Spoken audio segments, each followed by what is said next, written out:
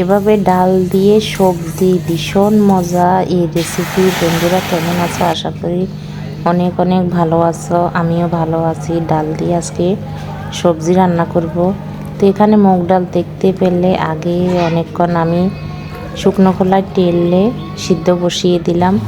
সিদ্ধ হয়ে গেছে চামিচ দিয়ে, ডাল একদম খুব ভালোভাবে সিদ্ধ হয়ে গেছে। চামিচ দিয়ে একটা ঘুটানি দিতে ডালগুলো খুব সুন্দরভাবে হয়ে মিশে গেল। তো এখন দেখো পরিমাণ মতন আমি জল দিয়ে দিলাম, দিয়ে এখানে কয়েকটা কাঁচা লঙ্কা ছিঁড়ে ছিঁড়ে দেব।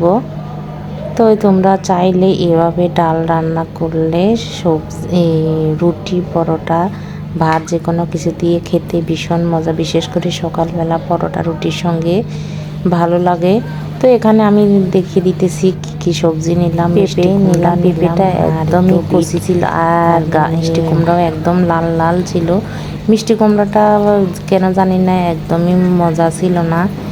তো যাই হোক, এই যে রান্নার পাকে একটু কাঁচা আম খেতে বসে বললাম, জ্বরের মুখ, কোনো কিছুই খেতে মন চায় না, রান্নার পাকে একটু খেয়ে নিলাম। তো ডাল এর হলুদ, কাঁচা লঙ্কা, লবণ দিয়ে ডালটা খুব ভালোভাবে একটা বলক আসছে, এখন তুলে রেখে দিলাম।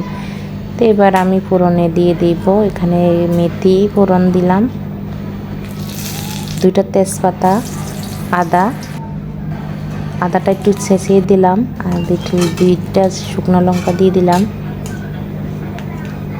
তো এই তোমরা চাইলে জিরা বা পাঁচফোড়নও দিতে পারো, তবে এক্সট্রা মেথি ফোড়ন দিয়ে ডাল রান্না করে খেয়ে দেখবে এত মজা হয়।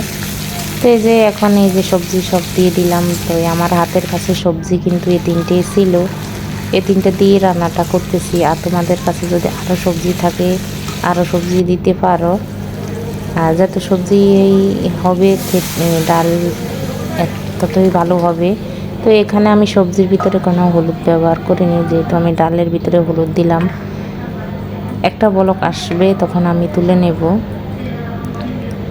শুধু আমি ভাজির ভিতরে একটু লবণ দিলাম, আর কিছু দিলাম না। তো দেখো একটা বলক আসার পরে কালারটা খুবই সুন্দর আসছে। তো রেসিপি ভালো লাগলে লাইক, কমেন্ট, শেয়ার করবে। টাটা।